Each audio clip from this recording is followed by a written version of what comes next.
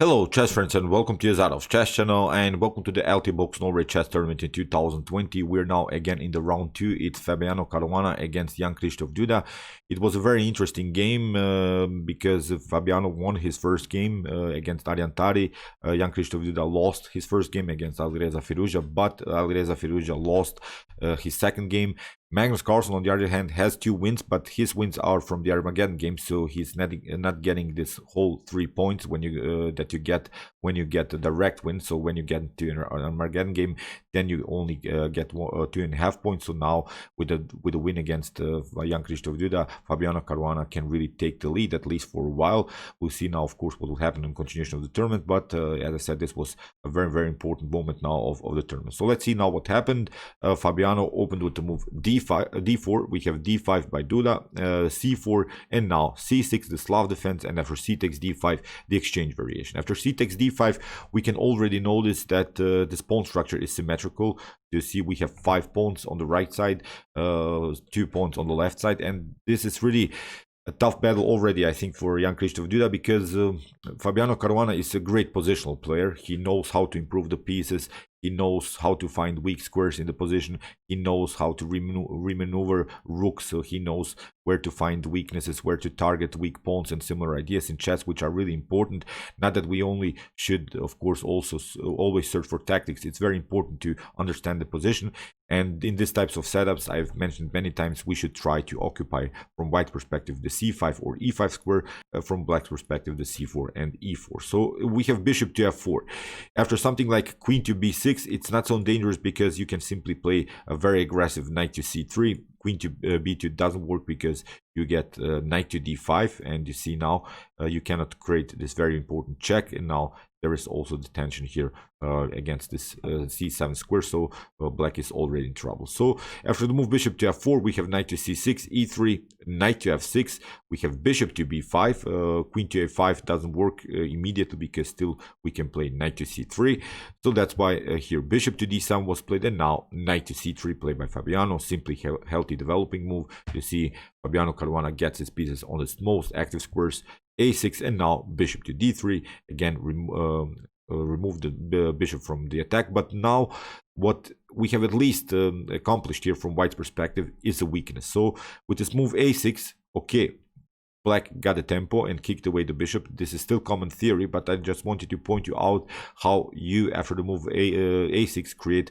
further weaknesses here on dark squares. So that's why kicking away the bishop, maybe not the most of accurate ideas, but as I said, Fabiano will find a way how to really find this best squares on the board. That's now the main problem for both sides, where to place your pieces, where to attack the weaknesses. Here in the game, bishop to g4 was played, and now Fabiano can here cover with the knight and also develop the knight. So it's a coverage, but with a developing move. And now we have e7, of course, preparing to develop the bishop somewhere, and kingside castling. We have castling, bishop takes e2, we have queen to e2, and it wasn't really a bad choice that Jan-Krzysztof Duda gave up his bishop pair in an early stage of the game, because the pawn structure is, as I said, symmetrical, it's static, no really good pawn moves are possible. Here white could try maybe an e4 pawn breakthrough, but it doesn't bring you so much, then you leave your d4 isolated. So as I said, pushing pawns in the center is not possible, so that's why this position is static. Now it's really time just to improve the position of our minor pieces. Bishop to e7, a3, with preparations to play something like b4, knight to a4, and then cement the knight on a very active square on c5. We have castling, knight to a4, you see immediately targeting the weak c5 square. In the game, h6 was played, and now bishop to g3. This is again an improvement of the position of the minor piece. Again, this bishop hasn't lost its activity, although Fabiano Caruana played another move, but now at least this bishop is not vulnerable to some potential knight to h5 attacks. So of course it's not possible immediately, but in long terms a knight to h5 move could be possible, and then really try to get rid of this dark square bishop, again go into simplified lines. So knight to d7 played by Duda, we have h3. This h3 move is also this prophylactic move. It really improves again the position of our dark square bishop, because there is now also a positional threat by black. Black wants to play bishop to h4. Why does black want to play the move bishop to h4? Because, as I said, white has the bishop pair, and one of the best strategies to play against the bishop pair is simply to get rid of one of these bishops. So that's why h3, very nice move here by Fabiano Caruana. He really understands this position very well. So queen to a5, we have queen to d1. We want to stay with our knight, we don't want to retreat. Knight to c5 so far is not a possibility, but now we have prepared the b4 and then followed with knight to c5 idea. So rook from f to c8, we have b4, queen to d8, and now rook to b1, simply improving the position of the rook, because what black wants to do is, of course, crack the position somehow on the a file and open the a file where the knight on a4 could be also on target. So rook to a7, we have knight to c5, and now knight to b8, queen to e2, and now this move a5, a really important move to break the position, and now rook to c1. This is now a very nice setup here of whites. You see many pieces are on good squares. The bishop on g3 is perfectly fine. The knight on c5, the bishop is on a good diagonal.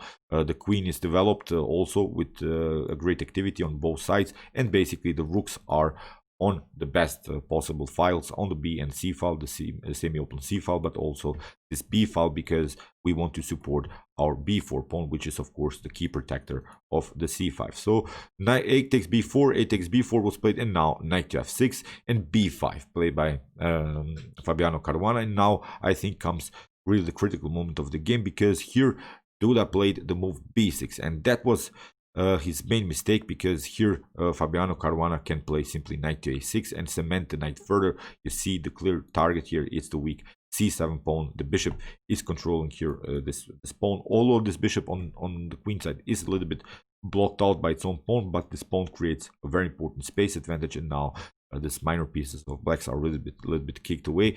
A better idea here, instead of this move b6, is simply to play knight to d7. Then I think white needs to trade off more pieces, and we can play something like queen to d7 or knight to d7 at least. We have defended, and now it's really time to battle maybe against this rook on the c file. So, as I said, mistake here by Duda with the move b6, knight to a6 was played, rook takes c1, rook takes c1, and now knight to d7, but it's a little bit too late, because you see Fabiano Caruana really finds the best square on the board. A very nice rook lift here. Queen to f8, and now queen to c2. We have rook to a8, and now rook to c7. This rook is becoming more and more active. We have bishop to d6, bishop takes d6, and now queen to d6, and now comes really a great move by Fabiano, queen to c6. So great positional move. If you trade off the queens, for instance, then you get simply b takes c6. That's the main and clear target here. We want to get this pawn mobile. The knight is protected, as I said, although the bishop was in the beginning a little bit blocked out by its own pawn, but now you see it supports this further attack. You have to retreat with your knight somewhere. This wasn't played in the game, of course, but now you see rook to b7, I think, wins the game for white. So in the game, after the move queen to c6, we have queen to f8. Now rook takes d7, knight takes d7, and now queen to d7. Fabiano has two minor pieces for the rook. And the problem still for white is that the pawn structure is symmetrical. We haven't created a pass pawn. This position would be immediately winning, I think, if white could have a pass pawn situation. But now with this static position, still you have to struggle for a win here. Rook to c8 was played. We have g3, rook to c3, bishop to f1, and now queen to c8, forcing the trades of queens, and now h4. Okay, basically this game cannot be lost anymore, I think, for white, because you see the bishop is protecting the pawn is protecting the knight. So the only thing that white needs to do is, as I said, to move the king somewhere, and black can never, as I said, win this game. At least I think in this top grandmaster level, it's a clear drawish line, at least for white. But the only player that can win this game is really white. But you'll see now how complicated this endgame can be. You have to really make many moves in order to make something happen. So g5 played by Jan-Krzysztof Duda. We have knight to b4. Again, Fabiano Caruana really improves the position of his minor piece. What he really did through the whole game, which I really like this game. So it wasn't maybe the most of tactical, really, with this tactical shots, queen sacrifices, rook sacrifices, decoy, deflection motifs. This is really basic chess knowledge that Fabiano Caruana is showing us. That's why I decided to show this game, because it shows the power of his positional play. So rook to a8, we have bishop to e2, rook to a2, king to f1, and now here Duda hopes for a draw with the perpetual with rook to a2, but now bishop to d3. Rook to d2, attacking the bishop, and again bishop to f1, and now f6. We have h takes g5, h takes g5, and now g4. Duda is trying here really to keep the pawn structure symmetrical. As I said, you could also here recapture with the f pawn, but then you risk maybe here with f3 or similar ideas, e4, maybe d5 in the future. You really risk that white is creating a pass pawn situation. So that's why it's very important here for black to hang on to this position, trying to get a draw by keeping the pawn structure symmetrical after h6 g5, h6 g5, and now g4. We have king to e8, king to g3, again an attack on the bishop, bishop to e2, rook to g3, attacking the king, king to h2, again here Duda hopes for perpetuals, bishop to d3, again an attack by the rook, and now knight to b4. You cannot attack again the knight, so this is a very nice setup of whites. So the knight cannot be attacked, the bishop is protected. We have king to d7, king to g2, and now Duda goes behind, tries really to attack somehow this knight. Then again, if the knight moves, tries again to attack the bishop, really trying to get some kind of a draw here. But f4 played by Fabiano Caruana. Again, you see g takes f4 and e takes f4 forces again a pass pawn situation here for white. So this couldn't be, of course, a good continuation here for black. So you don't want to risk, you want to keep the pawn structure symmetrical. As I said, after f4 we have rook to a3, and now f takes g5, we have f takes g5, and now knight to c6. Very nice motif here, with which of course Caruana can improve the position of his knight and jump with the knight on e5. If you take, of course, rook takes d3, then you get the fork on the king and the rook. Very cool move here by Fabiano. So king to d6, now knight to e5, we have king to e7, bishop king to f3, rook to a2, and now e4. Rook to a1, we have rook to e3, and now comes rook to e1. If you here rook bishop to e2 play by Duda. If you try now here the move d takes e4, it's not a problem. Of course, we cannot take the pawn, we'll lose here the bishop on e2, but the idea that Fabiano Caruana had here is to play the move knight to c4.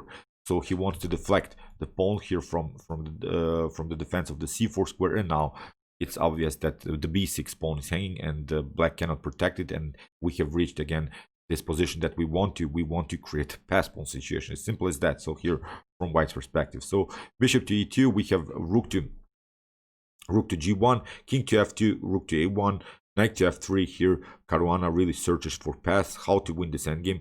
The evaluation is showing here really winning for white, but it's really hard when you think about this position more to break the position somehow in the game. Bishop to b1, we have king to e7, knight to e5, we have rook to a8, bishop to d3, rook to c8. Again, Jan-Krzysztof Duda is not allowing maybe here the king to come maybe on d2, c3. If the king comes into the game, then it could be also dangerous. On the other hand, also there is one problem here for black. Black's king is a little bit stuck. When the king moves, for instance, on this side, then this pawn on the g5 could be a weakness. If the king moves to the right side, to the king side, then again knight to d7 could happen. Again, the b6 pawn is a weakness. So it's tough to defend, but here Caruana tries knight to c6, king to d6, knight to e5, rook to f8. We have e takes d5, and now again e takes d5. So here Duda doesn't want to risk anything. He just want to make a draw here. Knight, bishop to f5, rook to e8, king to d3. We have rook to e7, and now bishop to g6, rook to a7, king to e3, king to e6. Again, getting the king in sort of a opposition here. Never allow this knight to jump. Also on d7, we want to play freely with our rook and try maybe some perpetuals here on the a file, on the fourth, third, second rank. Really try to check white's king and really make a draw. Bishop to f5, again king to d6, king to d2, and now comes this check, rook to a2, but now king to c3. We have king to a3, king to b4. Finally, this king is more secure, so it's not vulnerable to any perpetuals anymore. the king, the rook cannot go any more behind, because if you do that, if you try some rook to b1 moves, or pardon me, rook to b1 is not a possible, but if you try, for instance, rook to b2, then you risk this move knight to d7, knight to b6. So that's the main thing that I think here Jan-Krzysztof Duda has to defend. And now bishop to c2, sort of a Zugzwang move here by Caruana, king to e6, knight to c6, and again the rook comes behind here on a2. We have king to b3, we have king to a1, king to c3, and now rook to c1, knight to e5, rook to g1, and now bishop to f5 again, king to e7, and now comes really this idea that we wanted, knight to d7. Finally, this is a winning endgame because you cannot protect everything, although here black grabbed also a pawn, but now this pass pawn is simply too much to handle. King to c3, and now knight to c8, we have king to d8, and now this pawn moves on. We have rook to e1, knight to d6, rook to e3, we have knight to f7, we have king to e7, b7, and in this position, after d3 and king to d1, in this position, Duda resigned. There's nothing you can do. This was, of course, a complete winning endgame here for white. So, great game, I think, by Fabiano Caruana. He has really a different style that maybe most of us like, because you see how Caruana wins this game by simply occupying weak squares, targeting weak pawns, getting the pawns rolling, then after that trying really to improve the position of his minor pieces. This is really a great style, because I think it's more understandable to us bad players, sort of, I would like to call it like this. So I really love to see sometimes Fabiano Caruana's chess games, because they're really instructive. In this game, he didn't make so many inaccuracies and mistakes.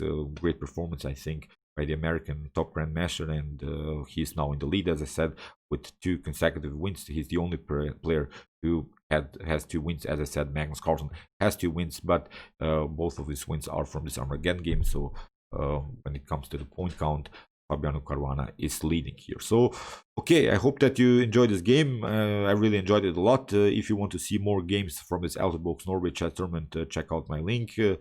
And if you want to see the best chess games played by computers, check out my commented chess games played by top engines. Here's also the link. And if you like this content, you can also subscribe to my channel. See you soon with some more videos, and chess is the best, of course.